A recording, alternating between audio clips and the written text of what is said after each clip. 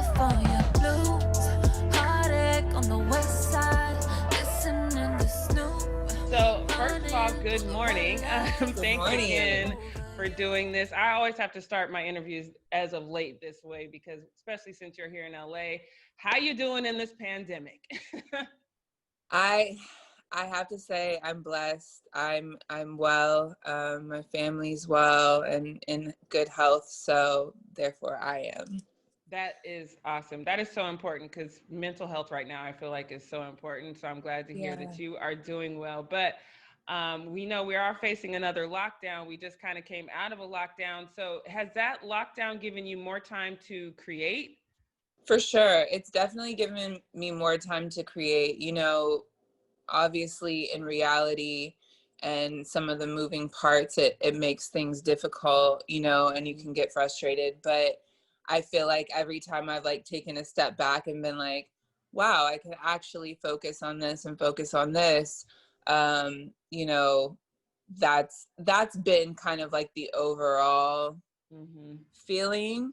I've definitely been able to nurture some, you know, ventures that I've always wanted to do and just never had the time to do. So Mm-hmm. I'm a busy woman in the sense of like, I like to stay busy. I like to work on projects. I like to stay creative. So I don't feel like me when I'm not. Mm-hmm. So yeah, I've definitely tried to make the most of this extra time. And I know our Long Beach audience might not have heard of you before, but you've been doing this for a while and you're actually no stranger to Long Beach. Can you kind of tell me Yeah. your Long Beach background? Well, first of all, I'm from the LBC. So major shout out to Long Beach because that is my home. Um, I was raised mostly outside of Long Beach, but my father's whole family um, lives in Long Beach, still lives in Long Beach. Went to Poly High School. Yeah, shout out to Poly. Um, my dad relocated during the riots when stuff was getting really crazy. He moved us to the Valley because he was going back and forth from Long Beach to the Valley for his job. And so I was mostly raised in the Valley, but I am from Long Beach. I still come to Long Beach all the time. I'm from the city by the beach. Right. Tell me, since you do have that Long Beach background, tell me your earliest favorite Long Beach memory. We had such a big family, Mm-hmm. so my grandparents would just like pick me and my cousins up, and just we would just do this like circuit, and visit everybody's houses, and just spend so much time with family. That's all I remember, is just like, going to my different cousins' house and just being with family in Long Beach. And I think that that's why I hold on to it so strong, because it's like, even though I was taken away from there, we moved from Mm-hmm. there, because my family was so heavy there, and we're all so close still to this day, that I hold Long Beach very dearly in my heart. The music path is a struggle path sometimes. Was there ever a Yeah. moment where you thought that, okay, maybe this might not work out? And then if so, how did you overcome that? I mean, as an artist, you probably get to that conclusion like once a week. Right. Because you find out quickly that this is a business, and it's not just about your passions, it's not just about your talent. So I'm sure most artists can relate and say they probably get to that conclusion, if not once a week, once a month.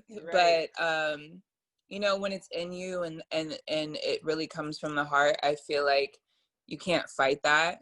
Mm-hmm. And I've been so blessed to just continue to have opportunities and doors open for me in this, in this realm, in this area. So I just take that as, signs and opportunities from the universe to keep going. I actually found your music right when I was going through a breakup and I played it on repeat. So thank you for that. I appreciate you. Yay. But That's all I ever want to hear. right. So thank you. And no, thank you, because that does mean a lot to a lot of, I think the reason why we as a country grieved over Michael and Prince is because they really wrote music that spoke to us. And your music really it definitely spoke to me. And it made me think though, why do you think that we don't have more artists like yourself that are mainstream? Because you do speak to the emotion of people. That's not the narrative that they're trying to push right now. Mm. And so, you know, artists like myself sometimes get kind of, you know, I don't even want to say overlooked, because I I used to maybe think that, but I don't. I think that people see us, you know, but you know, as a collective, and this new generation has a deep void when it comes to love, and that translates into music. You know, what is all the music that's being pushed? What is it about? You know, and it's hard because you feel like you're being overlooked. I mean, you know, from on all ranges of the scale. If you look at Tiana Taylor and, you know, the things that she's expressing, it's, you know, we're all saying the same thing. And I just think that, like I said, it's just not the narrative that's being pushed right now. So you have Jasmine Sullivan putting out these incredible new records, just like all of her records, you know, that were so incredible. And I feel like my job and all I can do as an artist is to continue to push my narrative, which is love, and, you know, what we grew up on, because like I said, that translates into the home, that translates, you know, to the community. And yeah, we need some more love. Definitely. And like I said, your album is like, it came to me right at the right time. So I was excited for this opportunity. And you, like I said, you're from Long Beach, and you've worked with what I call Long Beach royalty, which is Snoop Dogg. Yes. Love Snoop Dogg. How was that? What is something that you took away from that experience? Man, Snoop is like probably the coolest person on earth. I think that we could like just go ahead and give him that title. My personal connection with Snoop is he is friends with my cousin, or I should say my cousin is friends with him, childhood friends. So I was not introduced through them, but I was introduced like at a music event. But as soon as I told him who my family was, and this was early on, this was like, yeah, I mean, Snoop gave me my first feature ever. And that was through just me connecting with him, telling him who my family was. He embraced me, you know, right away. And when I had the right record that, you know, made sense for him to get on, he you know, hopped on, and he's always embraced me ever since then. And, you know, he's just the coolest guy. He is everything that you see. That's truly who Snoop is, and I appreciate that about him. Yeah. Now you're a mother as well, correct? Yes.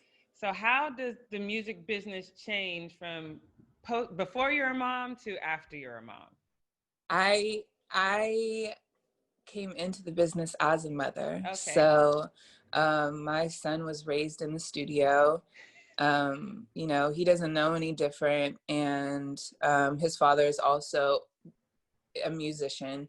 It just gave me more focus, honestly. You know, at first I panicked, like, what? How am I going to do this? You know, but if there's a will, there's a way. And I put my son through the first 3 years of his life. I mean, the first few years of his life in school, he was in private school, and you know, I just did it as single mom. Like, you can do it. You can do anything you want to.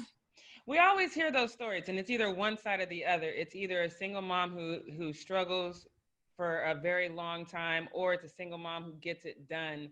What do you think, the ones who get it done, what do you guys tap into to make sure that happens? Man, such a good question. And, you know, my son is 10 now, so it's like thinking about, you know, what Paloma at that time was like thinking. I've just always had this determination, you know, I've always had this persevering spirit, and I get that a lot from my father, I think. And um I just didn't ever know any other way, you know. I think too, when I didn't stay with his dad and I was like a single mom, I didn't expect to be that. You know, I never envisioned that as my life. So that just kind of was like, okay, like now I really got to go hard. So that's all I remember, is just like, I have to do this. There's just no other way. Now, you haven't done just music. You actually have done several other things, and you're working on new business ventures right now, right? Can you tell us Yes. about that? I'm trying to make a name in the fashion world. I got the privilege to walk in New York Fashion Week earlier this year. I have a fashion film dropping on Monday that's going to premiere, I believe, on Vogue. So that was really, really a huge accomplishment for me. Because it was always a dream, but you're like, okay, I'm in the singing world, but how am I gonna, you know, do this? So yeah, that was really cool. I'm working on my own skincare package that should be out at either the end of the year or the top of the year. um, I battled with skin early on in my life, and I never thought that I would ever have clear skin. And it wasn't until I started using like very natural products. And everywhere I've gone for like the last, I don't know, 5 years, it's like, what do you use on your skin? And I use the most simple products. I use black soap. I use witch hazel tea tree oil. So finally, you know, I just kind of got the idea, like, okay, I'm not going to make these new, you know, make some new skincare line, but I will provide people with these natural, like easy to use skincare, you know, routine. So that's what I've been working on the side as well. I feel like you kind of have a spirit of giving, because I feel like, number one, I told you your music just came to me right on time, and it gave me so much at that moment. And then you just said something that I thought was kind of just a nail on the head for your spirit of giving. Like, I'm not going to start a new skincare line. I'm just going to give tips to people. Is that important to you, to be able to give back to people, whether it's just tap into them emotionally or just help them with their skin, which is so important nowadays? Helping people is like everything to me. I I I feel like, you know, I feel like what you get is what you give. I genuinely believe that, but more than anything, I don't know, that's just my spirit. That's my mom's spirit. So, you know, that's how we were just always taught. And it it makes me feel better, you know. It makes me feel, if I give you a skincare routine and it works and it changes your life, and all of a sudden you're more confident because your skin is clear. And I've been through that, especially the things that I've been through personally, you know. I take, you know, certain things like that to heart. I was teased for my acne, you know, as a teenager. Things like being a single mom, you know, certain things that are close to my heart is like super uber important for me to like give back when I can. I love that. Do you have anything else you want to share with us before we go? No, I feel so honored to be interviewed by the Long Beach Post. Honestly, I was very, very excited when Paul called me, because, you know, it's nothing like being recognized from the place that you're from. And, you know, I rep the West Side so hard. I rep LA, California, you know, live and die in LA, but to be recognized by Long Beach, that's an honor for me. Yes, it's an honor for me as well. You are my first interview with the Long Beach Post. Yay. And I am super excited and honored. So thank you so much, Paloma. Thank I you. can't wait. Feel free. I know Paul has my information. Send me the links. I will support and rep and get your For name sure. as much as I can. And I definitely hope to be talking to you again in the future. And look for X Tapes 2 next year. Okay. So yeah. Hopefully I won't be going through another breakup when that one comes out though. No, girl, we're gonna increase the vibes, okay? It's not gonna all be sad this time, I promise. Okay. Just in case you in that happy moment, I'm not trying to take you back. All right. Thank you, girl. I appreciate it. Yeah, no problem.